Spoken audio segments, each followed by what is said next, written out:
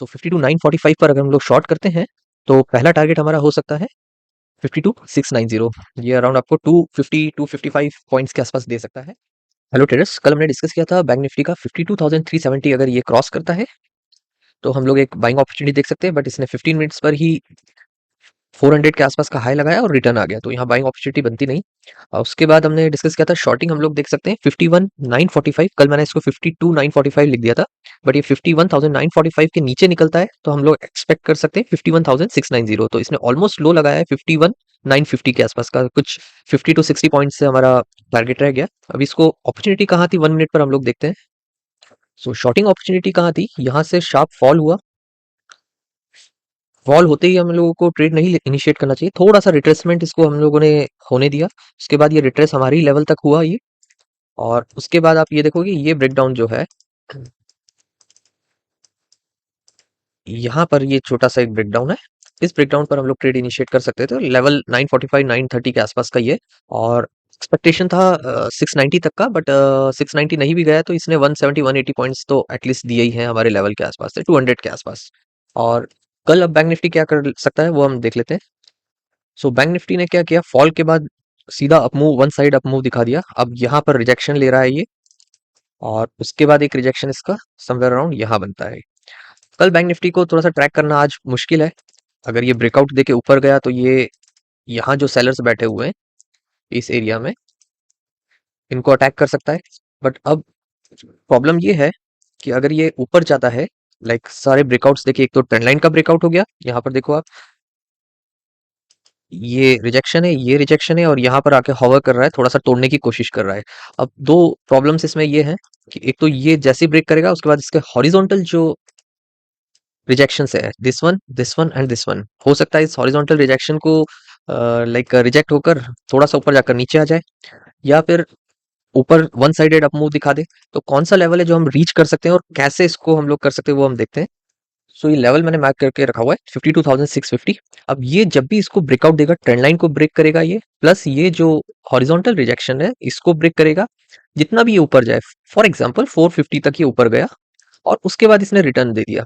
अब रिटर्न देने के बाद ये रिटेस्ट करके वापस जो ये लेवल इसने बनाया है, ये वाला, अभी हम लोग एक मार्क भी कर देते हैं।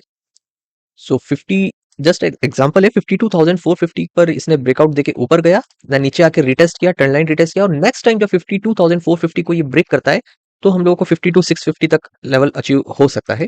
बट अगर हम लोगों ने जस्ट इसके ब्रेकआउट्स पर ट्रेड ले लिया तो ये हो सकता है डायरेक्ट ऊपर चला जाए या फिर ये सीधे ड्रॉप कर जाए नीचे। तो इससे बेटर अपॉर्चुनिटी यही है कि हम लोग वेट करें 52, जो भी ये ब्रेकआउट करके ऊपर टॉप लगा के फिर नीचे आता है तो उसके बाद वो जो भी टॉप हो उस पर हम लोग अपॉर्चुनिटी देख सकते हैं बाइंग की। बट वो भी आपको एटलीस्ट 200 पॉइंट्स के गैप होना चाहिए।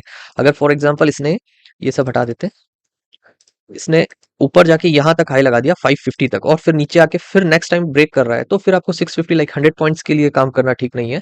तो जस्ट लाइक 450 460 के आसपास ये रिटर्न आ जाए और रिटेस्ट करे, उसके बाद हम लोगों को कंफर्म हो जाएगा कि हाँ बायर्स यहाँ पर सपोर्ट लेकर इसको स्ट्रगल करके ऊपर ले जा रहे हैं। हो सकता है ये ब्रेक भी नीचे कर दे। अब नीचे के लिए हमारे पास कोई ज्यादा अपॉर्चुनिटी नहीं है। अगर मैं ऐसा ट्रेंड लाइन भी बनाऊं और एक्सपेक्ट करूं कि ये लाइक वन साइड आज मूव किया इसने, फिर ये ऐसा कुछ करके नीचे आए, तो वो क्या लेवल तक यहाँ पहुंचेगा, कितना नीचे गिरेगा, तो वो थोड़ा सा कंफ्यूजन है, बिकॉज यहाँ पर बहुत ज्यादा गैप आ गया है ये ट्रेंड लाइन पे। इसको क्लियर बनाता हूँ।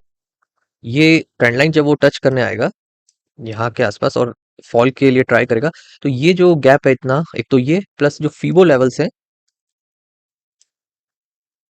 वो भी इसको सपोर्ट करेंगे। ट्रेंड लाइन ब्रेक भी कर दिया तो ये जो 38% है ये सपोर्ट कर सकता है, 50% भी सपोर्ट कर सकता है। तो ये चांसेस हैं कि हम लोग ट्रैप होते जाएंगे इसमें। अब इसका शॉर्टिंग अपॉर्चुनिटी यहाँ कहीं है, बट जो कि बहुत दूर है, तो सेंस नहीं है कि इतना हम लोग डिस्कस करें 51,900 के आसपास। तो कल आई थिंक बाइंग अपॉर्चुनिटी ऐसा कुछ ऊपर जाने के बाद नीचे आता है, रिटेस्ट करता है, स्ट्रगल करता है, नेक्स्ट टाइम जब ये जंप करता है अपसाइड तो हम लोग देख सकते हैं। और इसमें एक चीज और भी है कि अगर फीबो लेवल हम लोग यहाँ से देखते हैं जहाँ से इसने फॉल करना स्टार्ट किया है, ये फीबो लेवल का 618% भी इसने रीच कर दिया है, तो चांसेस है थोड़ा सा रिटेस्ट करके ऊपर की तरफ जाए। तो वो लेवल हमने डिस्कस कर लिया 52,650 के आसपास का, और 200 पॉइंट्स का आपको एटलीस्ट कैप्चर देखना है कि जहां आप ट्रेड ले रहे हो वहां से 650 200 पॉइंट्स दूर हो, तभी बाइंग ट्रेड इनिशिएट करना है। अब निफ्टी देख लेते हैं। सो निफ्टी में हमने डिस्कस किया था कि 360 से ऊपर निकलता है तो हम लोग एक बाइंग अपॉर्चुनिटी देख सकते हैं, बट 15 मिनट्स पर ये ओपन ही ऊपर हुआ और नीचे आ रहा है, तो गिरते हुए मार्केट में तो ऑब्वियसली बाइंग नहीं कर सकते। फिर ये गिरते गिरते 275 लेवल को भी इसने ब्रेक किया, जहां पर हमारा ट्रेड इनिशिएट हो सकता था। लेवल ब्रेक किया है, बट एक्चुअल में देखा जाए तो ट्रेड नहीं है वहां। मैं दिखाता हूँ 1 मिनट पर। इसको अगर मैं 1 मिनट लगा के दिखाऊं आपको, तो यहाँ पर कोई अपॉर्चुनिटी ही नहीं है कि मैं शॉर्ट कर दूं। जब ये नीचे आ रहा है तो ये लेवल जो मैंने ब्लू से मार्क किया है, ये 275 का लेवल है, ये ब्लू लाइन। तो यहाँ पर हम लोग देख रहे हैं तो बहुत धीरे धीरे धीरे धीरे, कोई ब्रेकडाउन नहीं आ रहा है, कोई ब्रेकडाउन नहीं है, और बहुत ज्यादा कंजेशन चल रहा है, फाइट चल रही है। यहाँ पर भी कोई ब्रेकडाउन नहीं, यहाँ ब्रेकडाउन आया तो आप ट्रेड लोगे क्या? ब्रेकडाउन के जब लो पर हम लोग ट्रेड लेते हैं, तो वो लो है जो वो सिर्फ 20-30 पॉइंट्स दूर है हमारे टारगेट से, तो कोई सेंस नहीं बनता है। हमें एटलीस्ट कितना चाहिए, हम लोगों ने जो डिसाइड किया था वो एटलीस्ट 85 पॉइंट्स के आसपास होना चाहिए, बट वो ब्रेकडाउन के बाद यहाँ ट्रेड मिल रहा है तो कोई सेंस नहीं है इसका। इस ब्रेकडाउन का आप लो देखो, इसका लो है 220 और 190 हमारा टारगेट है, तो 30 पॉइंट्स के लिए तो फिर ऑब्वियसली सेंस नहीं बनता है। और स्टॉप लॉस इतना बड़ा देना, इसको मैं लगा के दिखाता हूँ आपको। यहाँ पर मैं ट्रेड इनिशिएट करूँ अपना 220 पे, स्टॉप लॉस क्या रखूँ मैं? ऑब्वियसली ये जो ब्रेकडाउन का कैंडल है एटलीस्ट इतना तो रखूंगा ही, और टारगेट नीचे का एक्सपेक्ट नहीं कर सकते ज्यादा, क्योंकि हमें पता है 190 पे बायर्स बैठे हुए हैं, वो उसको ऊपर ले आएंगे, तो कोई आरआर रेशियो ही नहीं बन रहा है, तो कोई सेंस नहीं है इस ट्रेड को लेने का। तो निफ्टी में कोई ट्रेड रहा नहीं, लेवल्स ब्रेक किए, टारगेट भी अचीव किया, बट ट्रेड इनिशिएट नहीं हुआ, कोई सेटअप नहीं बना शॉर्टिंग का। अब कल निफ्टी क्या कर सकता है?